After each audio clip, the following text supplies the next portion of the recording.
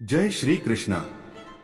जिंदगी आपको हमेशा एक बार सक्सेस होने का मौका देती है, पर आप उस मौके का इस्तेमाल कैसे करते हो ये आपके ऊपर निर्भर करता है।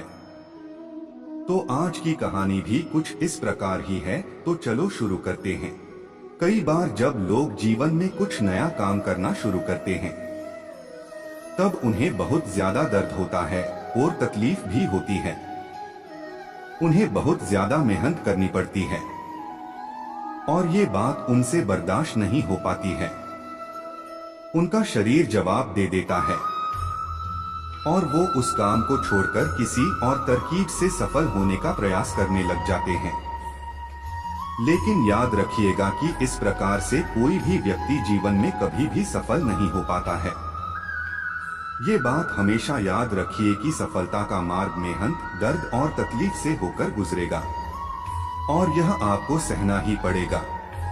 तो इसके लिए आपको हमेशा तैयार रहना ही पड़ेगा। तो चलिए इस बात को एक कहानी के माध्यम से समझते हैं। एक बार एक मूर्तिकार अपनी छीनी और हथौड़ी से एक पत्थर को भगवान की मूर्ति का आकार देने का प्रयास कर रहा था। जैसे ही वह छीनी पर अपना हथौड़ा मारता तो वह पत्थर चिल्लाने लगता और कहने लगता कि तुम ये क्या कर रहे हो, मुझे इतना मार क्यों रहे हो, मुझे बहुत दर्द हो रहा है और तकलीफ भी हो रही है, मुझे अपने हाल पर छोड़ दो और तुम यहाँ से चले जाओ। मूर्तिकार ने उस पत्थर से कहा, मुझे बहुत अच्छे से पता है कि तुम्हें बहुत ज्यादा दर्द हो रहा है, तकलीफ हो रही है, लेकिन यदि आज तुमने इस दर्द को नहीं सहा तो जीवन भर तुम यही इसी प्रकार से पड़े रहोगे। मुझे पता है कि तुम में आगे बढ़ने की अपार संभावना है, तुम एक बहुत अच्छे पत्थर हो, लेकिन यदि तुम इसी प्रकार से रहोगे तो कभी भी आगे नहीं बढ़ पाओगे। इतना कहकर मूर्तिकार फिर से औजार उठाए और पत्थर को फिर से मारने लगा, जिससे पत्थर फिर से चिल्लाने लगा, गिड़गिड़ाने लगा, विनती करने लगा कि मुझे अपने हाल पर छोड़ दो। मुझे पता है कि जीवन के लिए कौन सी चीज सही है और कौन सी चीज गलत है। मुझे बहुत ज्यादा दर्द हो रहा है, अब मैं इस तकलीफ को और ज्यादा सहन नहीं कर सकता हूँ। तो मैं जिस हाल में हूँ तुम मुझे उसी हाल में ही छोड़कर चले जाओ। उस मूर्तिकार फिर से उस पत्थर को समझाने की कोशिश की, मैं तुम्हारे भले के लिए ही बोल रहा हूँ, तो तुम अपने सब्र को बनाए रखो, थोड़ी देर और इस दर्द को सहो। यदि इस दर्द को सह लिया तो मैं तुम्हें भगवान की मूर्ति के रूप में तुम्हारी स्थापना करवाऊंगा और फिर दूर दूर से लोग तुम्हारी पूजा करने आएंगे और पंडित और लोग तुम्हारी सेवा करेंगे। लेकिन पत्थर ने उस मूर्तिकार की एक भी बात नहीं मानी। वह चिल्लाता रहा और अपनी बात पर अड़ा रहा। मूर्तिकार ने उस पत्थर को समझाने की बहुत कोशिश की, लेकिन वो पत्थर नहीं माना।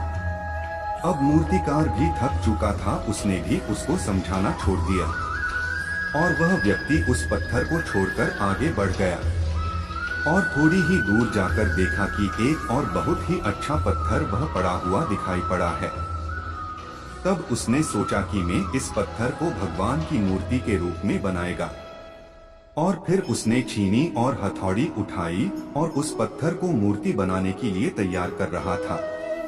मूर्तिकार ने छीनी और हथौड़ी का वार से दूसरे पत्थर को भी दर्द और तकलीफ हो भी रही थी, लेकिन उस पत्थर ने दर्द और तकलीफ बर्दाश्त किया और देखते ही देखते थोड़े समय के बाद उस पत्थर ने भगवान की मूर्ति का रूप धारण कर लिया। थोड़े दिनों बाद उस मूर्ति की एक मंदिर में स्थापना की गई। धीरे धीरे करके लोग वह पूजा पाठ करने आने लगे। लोगों की मन्नतें वहां से पूरी होने लगी और वह मंदिर बहुत ही ज्यादा प्रसिद्ध हो गया।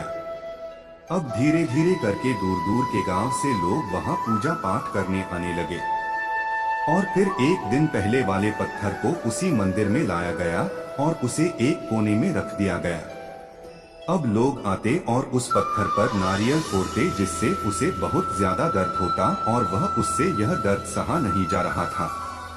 अब वो पत्थर मन ही मन बहुत ज्यादा पछता रहा था और दुखी हो रहा था, अपने आप से कह रहा था कि काश मैंने उस दिन उस दर्द को, उस तकलीफ को सह लिया होता, तो आज लोग मेरी भी पूजा करते।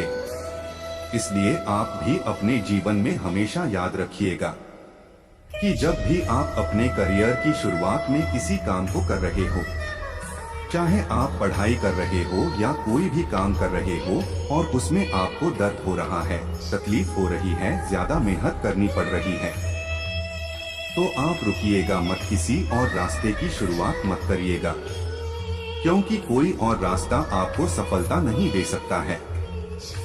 आपको उस दर्द को, उस तकलीफ को सहना ही होगा, और उस दर्द को, उस तकलीफ को सहकर आप ज्यादा मजबूत बनेंगे, और तभी आप अपने जीवन में आगे बढ़ पाओगे।